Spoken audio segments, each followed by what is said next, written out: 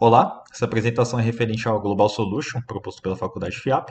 Nosso professor é o Cristiano. Nosso grupo compõe Daiane, Gabriel, Patrick, Lucas e eu, Mike. O nosso primeiro case é referente ao posicionamento dos drones. Então, supondo que os nossos drones eles vão circular formando um triângulo em torno de uma antena que vai transmitir esse sinal de internet, o professor quer que a gente faça um algoritmo procedimental. E aqui ele passa algumas perguntas que eu vou estar respondendo nos próximos slides. Então aqui o professor pede para a gente fazer um desenho, onde resulta na movimentação dos drones. Nossos drones vão ter uma movimentação triangular, né? Então, quando ele percorrer uma certa distância, ele vai receber um comando para ele virar à direita e assim fazendo um movimento circular, né? E assim partindo para o seu próximo destino. E aqui nesse slide a gente tem o nosso primeiro algoritmo procedimental da nossa apresentação. Eu vou estar explicando ele aqui para vocês. Primeiramente a gente vai lançar o nosso drone ao ar. E esse drone ele vai ter uma transmissão para ele poder se conectar com a torre. E essa vai ser a variável D1. Então, pela essa comunicação de D1 entre a torre de transmissão e o drone, a gente vai saber qual que é a distância. E a gente vai atribuir ela a D torre. Então, quando o D torre for maior que 50 quilômetros, D1 vai receber um comando onde ele poderá fazer uma curva então circular à direita, como a gente viu no slide anterior, no desenho. E aí depois disso, a gente vai poder lançar os nossos dois drones restantes. E então, a partir disso, o nosso D1 ele vai se comunicar através de um laser com o drone 2 e o drone 3, que vão ser atribuídos às suas variáveis D2 e D3, respectivamente. E aqui então temos o início do nosso loop.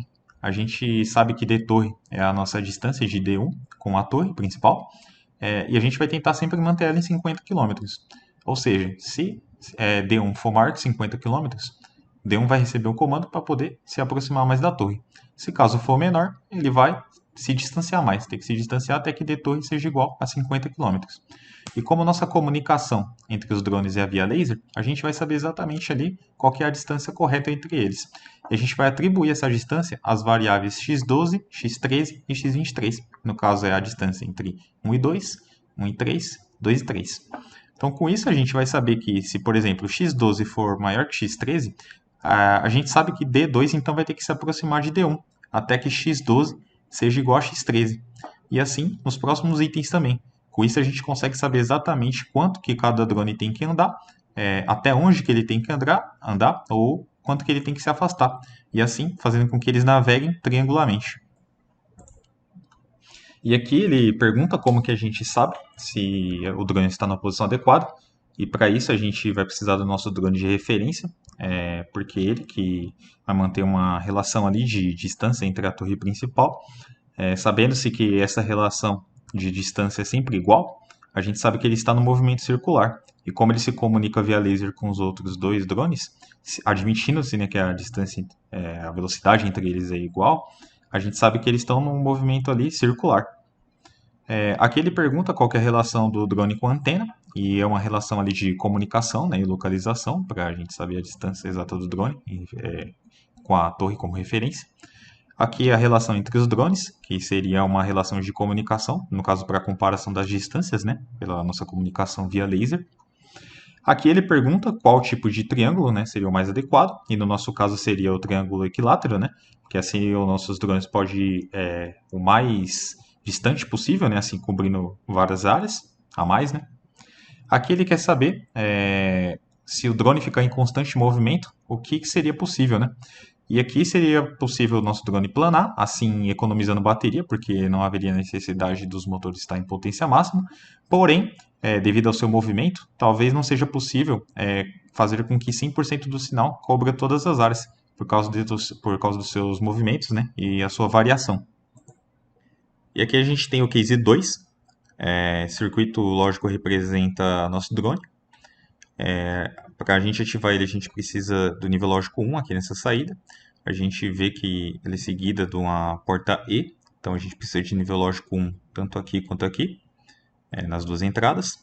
A gente vai pegar essa primeira entrada e ver que antes vem uma porta OU, então a gente precisa de nível lógico 1 E aí tanto faz se vai ser na entrada de cima ou na de baixo ou as duas.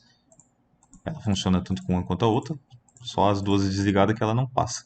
A gente pode até representar na expressão booleana aqui por A ou B. E, pois a gente precisa de que as duas entradas estejam funcionando. A gente vai pegar aqui essa entrada dessa porta E. A gente vai ver que ela está ligada na saída da porta de outra porta E, na verdade. Porém, essa porta é um pouco diferente na entrada. Ela tem três entradas aqui e duas delas, das três, já estão ativadas. Porém, ela é o mesmo requisito que essa outra porta aí. Só muda a quantidade. A gente precisa de todas elas, que todas elas estejam ativadas. A gente pode ver que a D e E já está ativada. Isso porque a gente tem duas portas NOTs aqui, que ela acaba invertendo o nível lógico. Então, ela pega esse nível lógico 0, inverte para 1. E a gente tem 1 aqui na entrada, mesma coisa embaixo. Se eu ativar a D, ela acaba desligando aqui. Então a gente só precisa ativar o botão C. Com isso, liberando nossa saída de nível lógico 0 para 1. A gente pode representar aqui, entre parênteses, essa parte de baixo, como C, E, D e E negado. Pois a gente precisa que eles dois estejam desligados aqui para o nosso circuito funcionar. E vindo aqui para o case 3, aqui nesse enunciado o professor dá um exemplo de como carregar uma bateria. A gente tem um set point, que é delimitado ali pelo nosso usuário, e quando o valor da tensão da bateria é abaixo desse set point, então ela começa o seu processo de carregamento. E aqui nesse próximo slide a gente tem o nosso desafio, que é fazer um algoritmo procedimental que acaba representando nossa recarga automática, no caso do drone. Eu vou estar explicando isso para vocês. Primeiramente, o que vocês têm que saber é que para a gente fazer isso, a gente precisa justamente saber o valor da tensão da bateria. Assim, a gente consegue saber exatamente a hora que precisa ser carregado e quanto tempo ela precisa ficar carregando. Então, a primeira coisa que a gente vai fazer é isso. A gente vai pegar o valor da tensão da bateria e vai atribuir a essa variável. E a variável vai se chamar batpor no nosso programa. Sabendo disso, a gente vai pegar essa variável e fazer esse cálculo.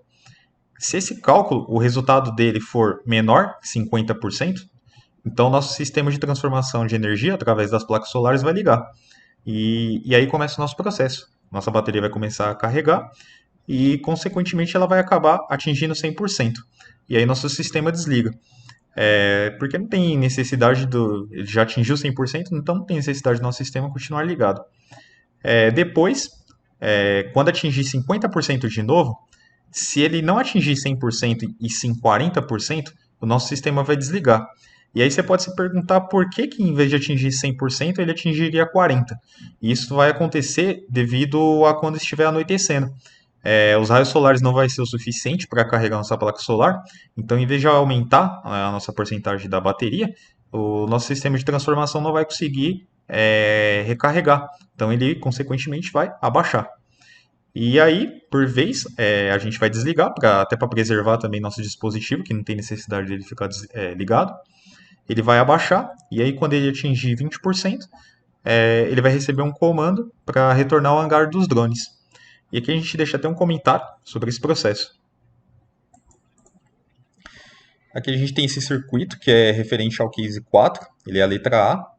E aqui a gente vê que ele é um pouco mais simples, porque no final a gente tem a porta ou seja, tanto essa entrada quanto essa sendo ativadas, o nosso circuito já funciona. Então a gente pode ver aqui que ele tem uma porta E. Então se eu ligar tanto A quanto B, nosso circuito já dá nível lógico 1. Porém, eu posso ativar ele de outra forma. Eu posso ativar ele apenas desligando o A e deixando só o B ligado. Assim representado por AB ou A negado e B. Aqui a gente tem esse circuito que é referente ao case 4 também, porém a letra B. E aqui a gente pode ver que ele já está até ligado. Isso mesmo sem a gente ter ativado A ou B. Isso porque a gente tem uma porta NAND e a gente pode ver que ela está até ativada aqui. Ó, ela está com nível lógico 1 na saída. A gente sabe que essa porta O ela funciona com nível lógico 1 tanto em cima quanto embaixo, independente de qual delas ele já libera, ou as duas juntas. E para desativar essa saída, apenas se A e B estiverem ligados ao mesmo tempo. Então a gente vai ligar ela aqui. A gente vê que ele desativou na saída, Porém, a gente vê que o nosso circuito não desligou. Isso porque essa porta O, como a gente viu anteriormente, uma das entradas dela está ligada nessa ramificação aqui desse botão A. A gente pode até representar aqui a expressão booleana por AB negado ou A. Mesmo que eu desligue B, ele ainda continua ligado. Ou seja, qualquer uma das possibilidades aqui, nosso circuito vai estar sempre com a saída em nível lógico 1. E aqui a gente tem o nosso último exercício, que é a letra C do case 4. A gente tem duas portas novas, né, se comparado aos exercícios anteriores. A gente tem a porta SHOR e a porta NOR. Aqui a porta NOR é uma junção da porta NOT com a porta OR.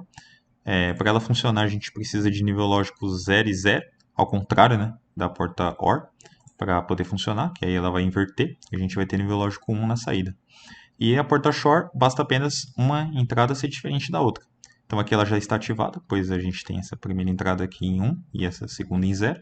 Se eu ativar o botão C, a gente vai ter a saída em 0, porque as duas são iguais. Porém, a gente em seguida tem uma porta NOT. Ela vai acabar invertendo esse sinal para 1, passando pela porta U, que precisa só de um dos sinais, e assim atendendo o primeiro requisito da porta E. Aí basta apenas eu ligar o botão D, que aí vem um sinal 1 aqui na entrada, atendendo o requisito e liberando, transformando o nível lógico 0 para 1 aqui na saída.